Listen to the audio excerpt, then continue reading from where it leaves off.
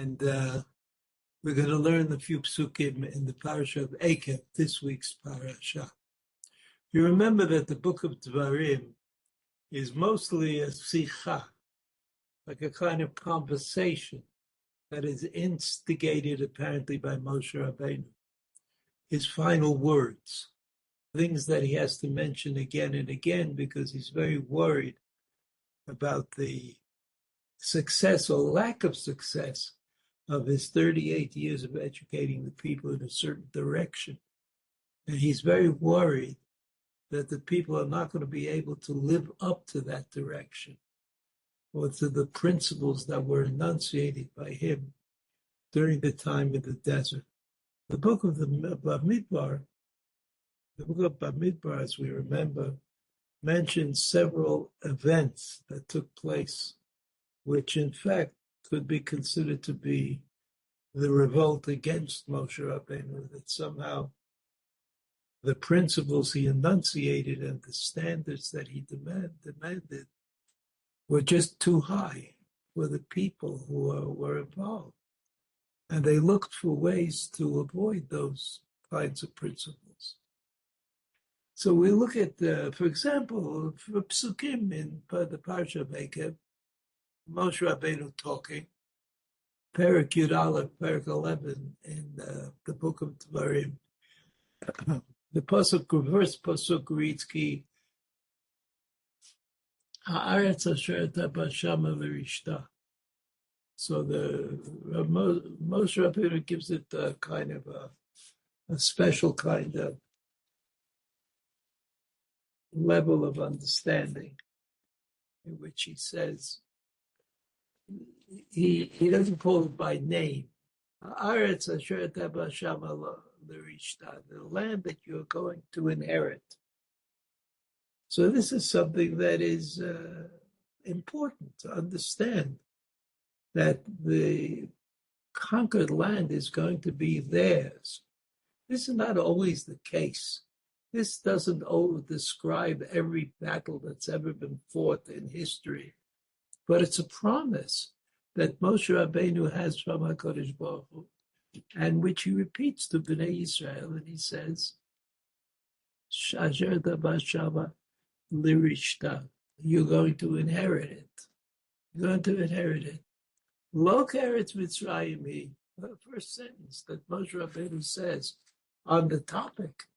What does that mean? Lo Keretz Mitzrayim. What do we have to? What is this obsession that we have with Eretz Mitzrayim? Why does Moshe Rabbeinu consistently, and the Torah also, not in the book of Shemot, compare the dream of the future with Eretz Mitzrayim? I mean, all of Yetziat Mitzrayim was in order that Bnei Yisrael should get to Eretz Canaan. Moshe Rabbeinu, his primary desire is, again, Eretz Canaan. And here the pasuk says, Moshe Rabbeinu says, Lo Eretz Mitzrayim. That's the best thing you could say about Canaan. There's Lo Eretz Mitzrayim.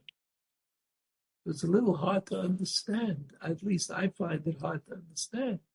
They have Mitzrayim on the brain, so to speak. Mitzrayim. Mitzrayim. Asher Yetzata Misham. And Moshe Rabbeinu says, you've gone away from there. You should recognize the fact that you have nothing to do with Eretz Mitzrayim, because Yetziat Mitzrayim is the way you should remember them. Yetzata Misham. That's what Mitzrayim is. It's the place you left. It's not the place you want to be in. Asher Tizra et Zeracha v'tashkia b'raglecha k'yagan hayarak. Okay, it's a little bit difficult. Asher Tizra et Zeracha. That's the place where you will plant the seeds. V'tashketa b'raglecha k'yagan hayarak. And you will water with your feet, Gan Hayarak. That's a description of Mitzrayim. It's like saying, what do you remember about Mitzrayim? Asher tizra'ata et zaracha. If you look at the Rashi, just let me see if I can find the pasuk clearly.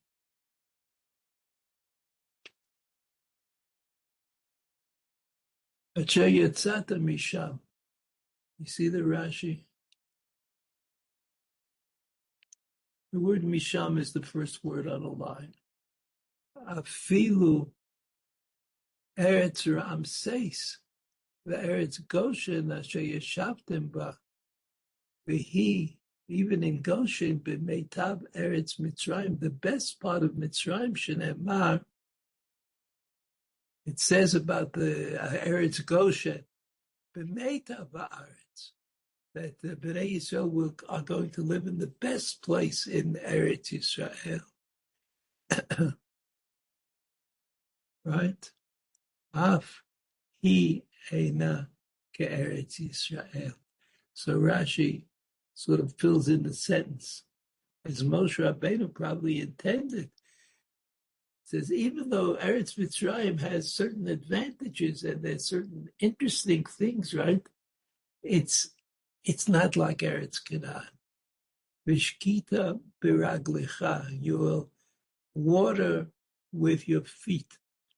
Eretz Mitzrayim haita, and this is an important thing that Rashi helps us with.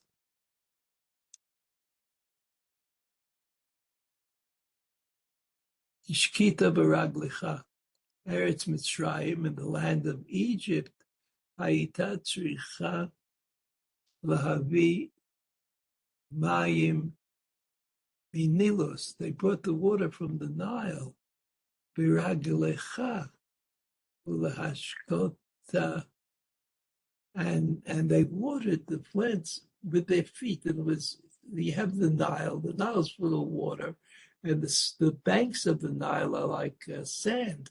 If you just kick your feet and make a sort of like a funnel in the sand, and the water will get into the fields. Will get into the field. He says, aval matar hashamayim tishte mayim. But in Eretz Yisrael, it all comes from. Did I skip something? One second, let me go back. Lashkota tzarich ata l'nedor mi. See, this one's. Oh, I'm sorry. I'm with the wrong pair of glasses. Oh, now I can see.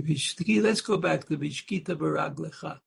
You see the words Vishkita baraglecha. You water the plants there with your feet. Meaning, according to Rashi, Eretz Mitzrayim haita tzricha lahavi mayim minilus. They brought the water from the Nile. Biraglecha ulashkota.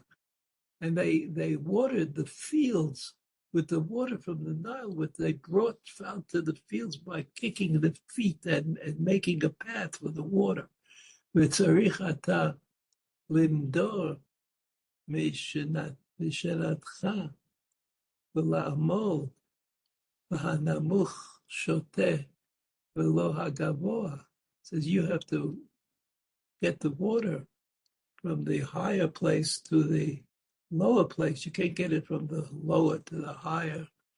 V'ata ma'aleh hamayim min hanamuch lagavoa.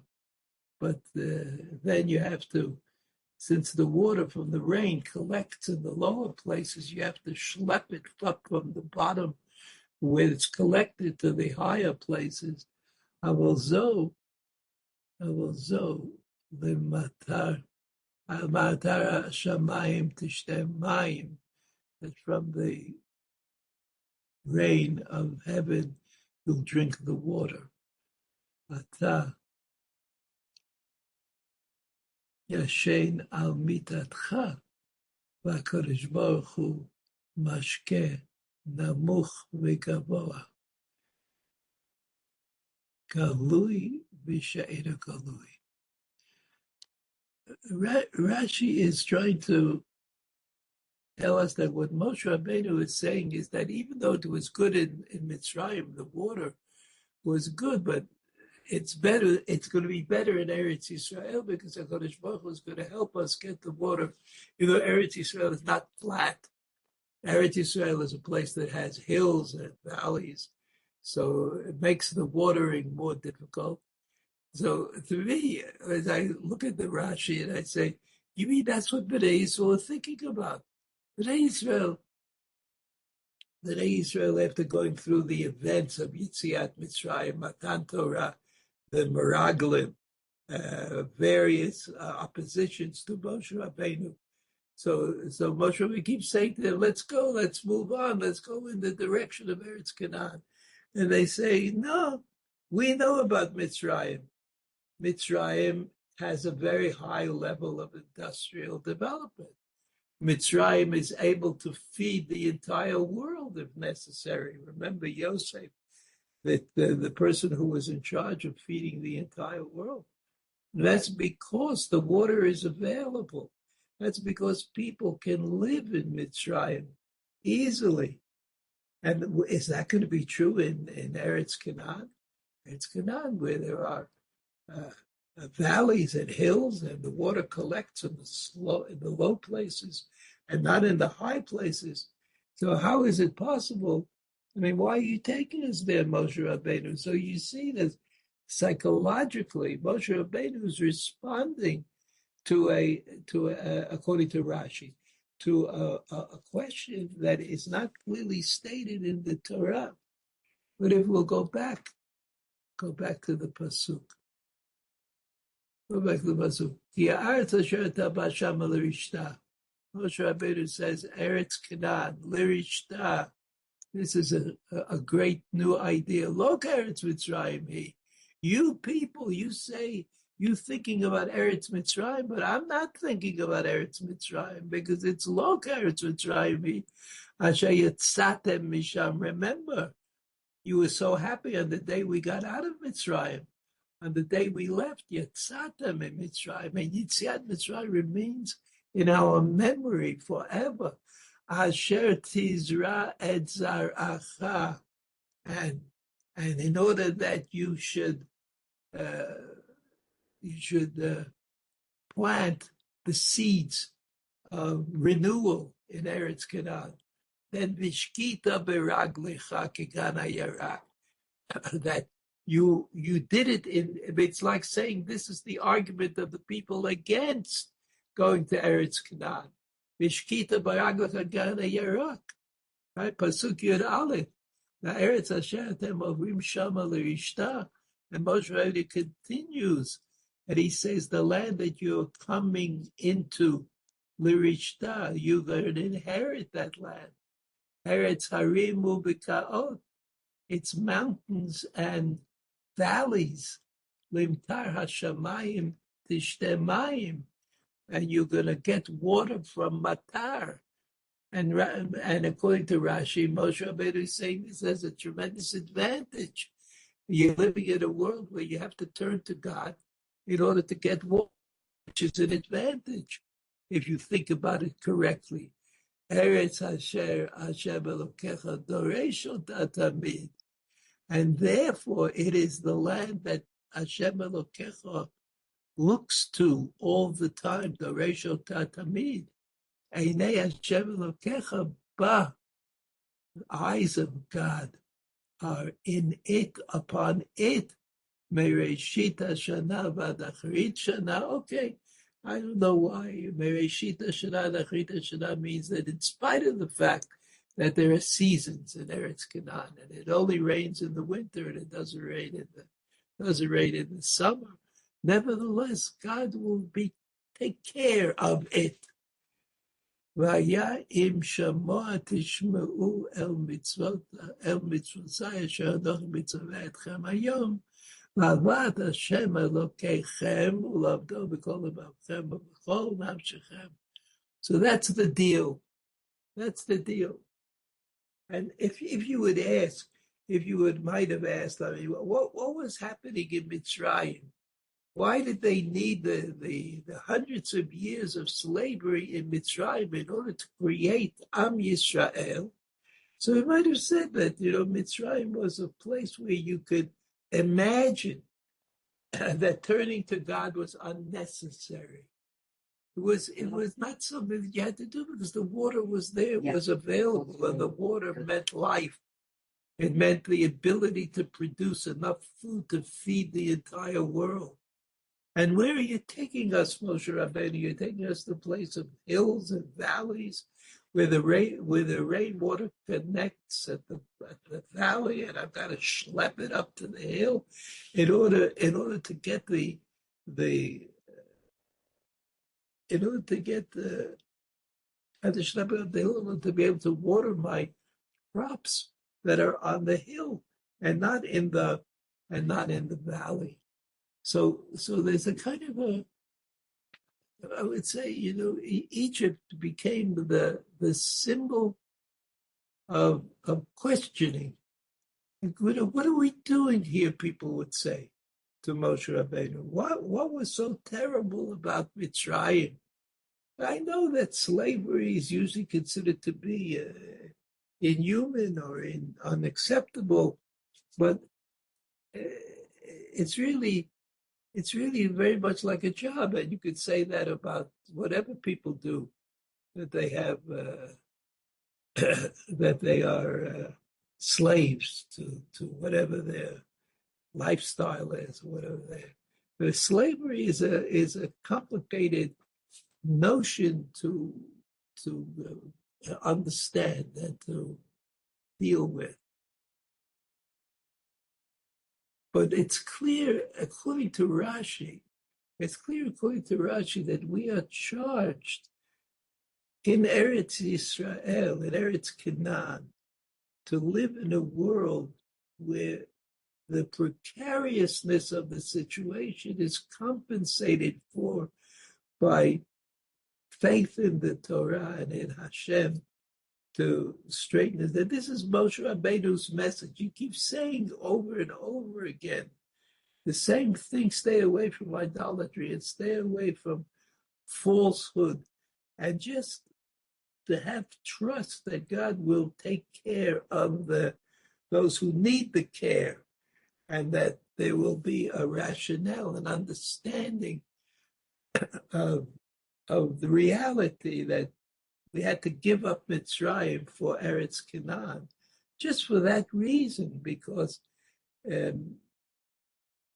Mitzrayim is a place that has certain advantages, but does not generate the need for a spiritual resolution of life, of whatever it is that is happening. And so Moshe Rabbeinu talks about Mitzrayim. And he talks about Mitzrayim because the people talked about Mitzrayim, clearly, and several other places in the Chumash as well, which we haven't had time for today. So Bnei Yisrael were the ones who dreamt about Mitzrayim, and they dreamt about Mitzrayim in the desert.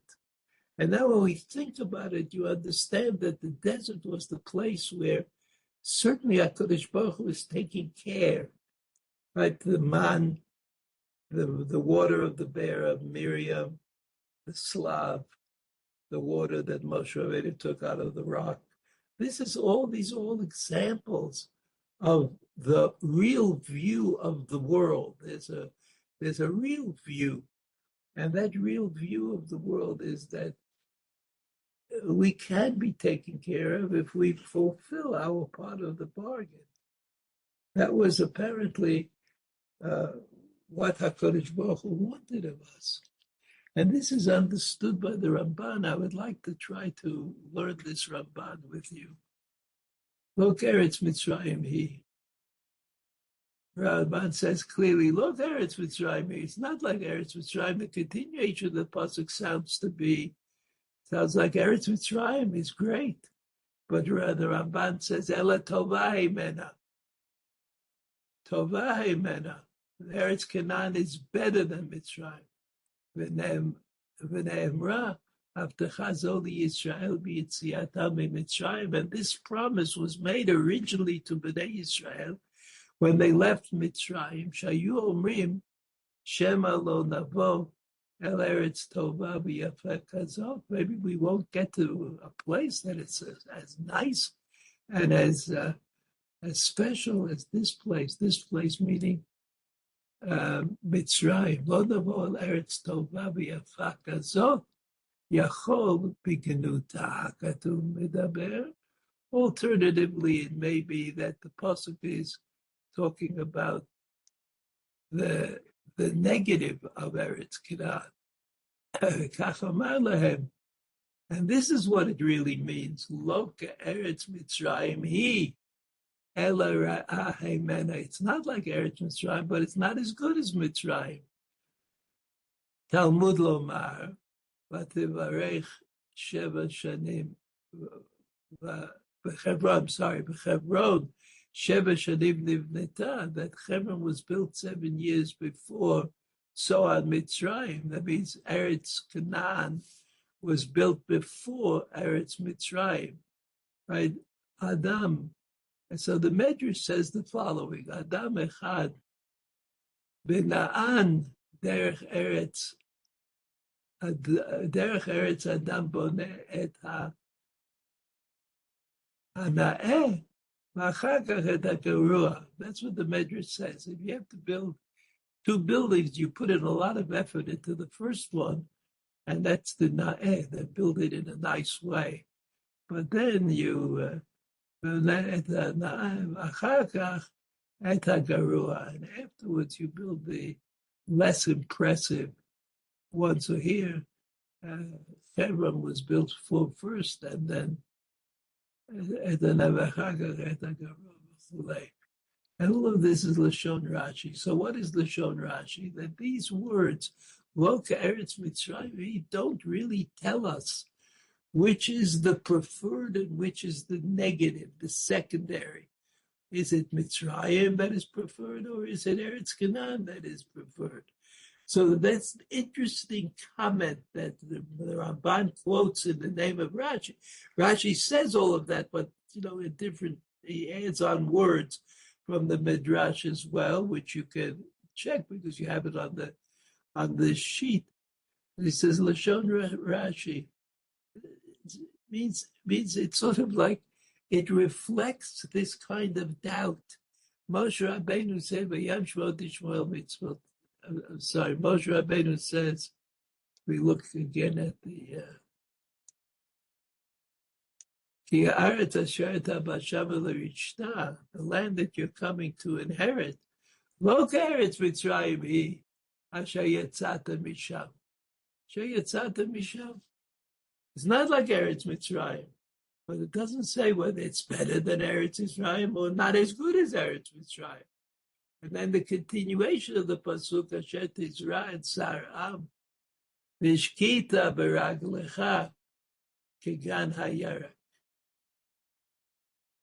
I mean, it sounds like Mitzrayim has an advantage because the water is available. And so the Mitzrayim we have seen is able to feed the entire nation, the entire world. They can be fed by the waters of Mitzrayim.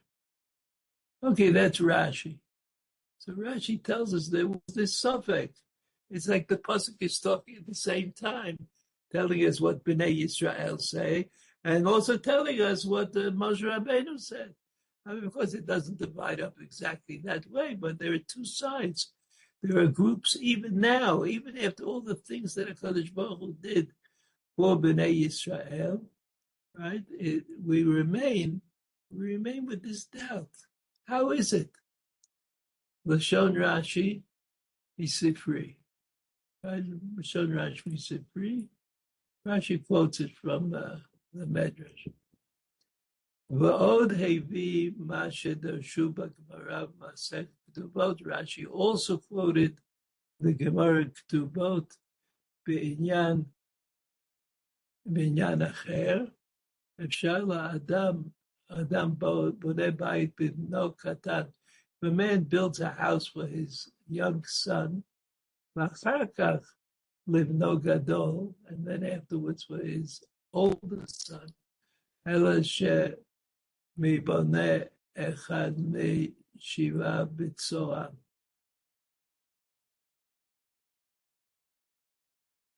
So that there's another pasuk, ופשוטו של מקרא בדרך האזהרות נאמר. Is what the pasuk has to be read at. Pshuto shel mikra, this is the Ramban talking.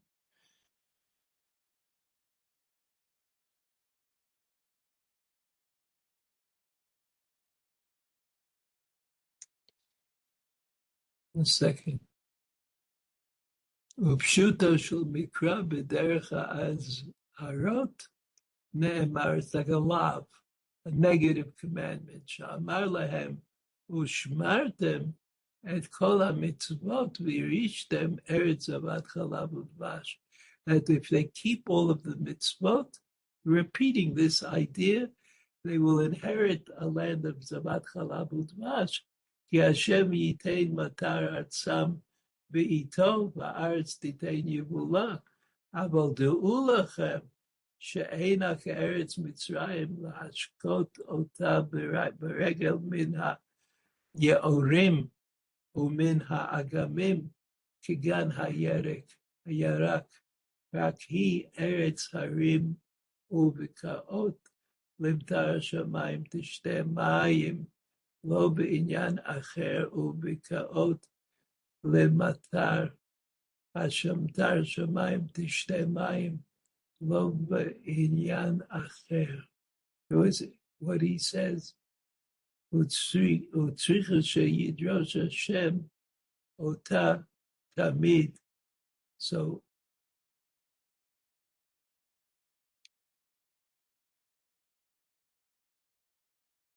what the Rambam thinks that the correct pshat in this pasuk is Lo Eretz Mitzrayim, right? Where it says,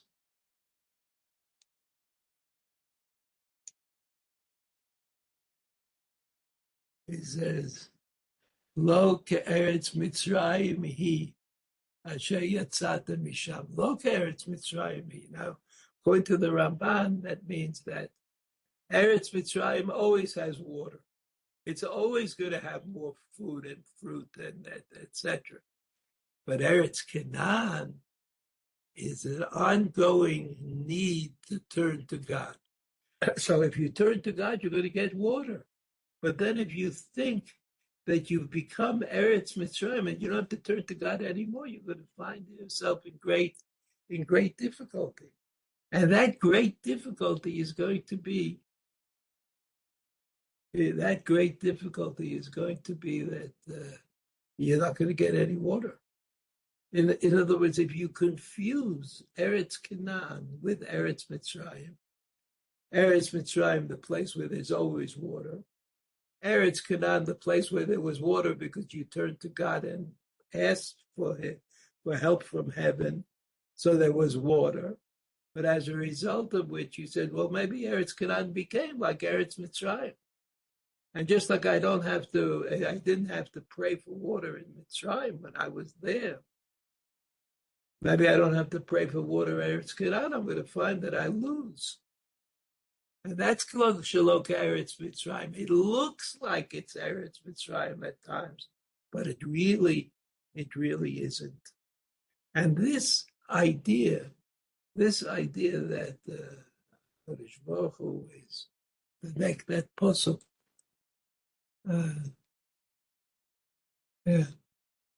Pasuk Yud Bet, Eretz Asher Hashem Elokecha Doresh Ota Tamid.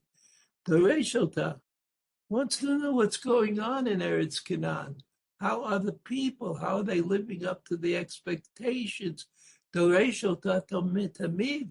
Einei Hashem Elokecha Ba. Einei Hashem Elokecha Ba. God always is evaluating Eretz Canaan. Mereshita Shana Achrit Shana.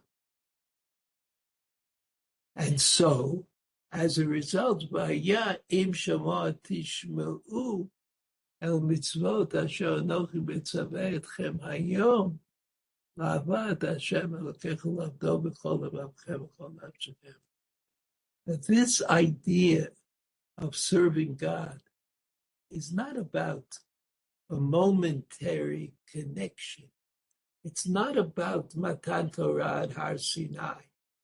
It's about transforming that momentary connection into an ongoing one, into a connection where you could daven daily, where it's not a burden, but it's something that you look forward to. That's what HaKadosh Baruch Hu wants of us. And that's why we have an arrangement called the Brit, a covenant, in which HaKadosh Baruch Hu guarantees that we will have whatever we had in Mitzrayim. And so we understand why we had to spend those years in Mitzrayim. Because life seems to be overcoming Mitzrayim and reaffirming our connection to Eretz Canaan. Eretz Canaan is a place where life and service of Avodas Hashem, serving God, go together. If you don't manage to make them go together, they will not support the life that you're interested in. So the Ramban says, both of these, or Ramban's understanding of Rashi is that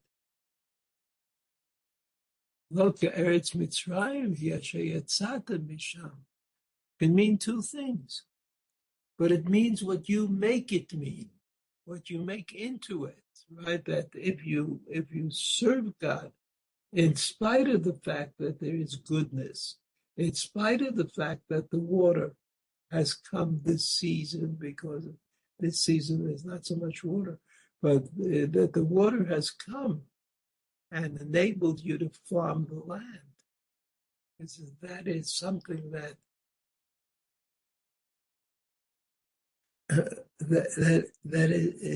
is something that is only continued if we reestablish our connection and our dependence on HaKadosh Baruch Hu, and that pasuk means both of these things at the same time. Look, Eretz Mitzrayim. Eretz Mitzrayim is better. No, Eretz Mitzrayim is worse. And even though we, in the better, and when it's better, we live in a precarious situation where we have to maintain the better. We can't take it for granted. And that's what we were doing in Mitzrayim. We were living in a place where we took it for granted. And HaKadosh Baruch Hu said, that's not where Am Yisrael should be. Am Yisrael should be in the place where the demand on God's involvement remains strong. Okay. All the best. See you next week. Be well.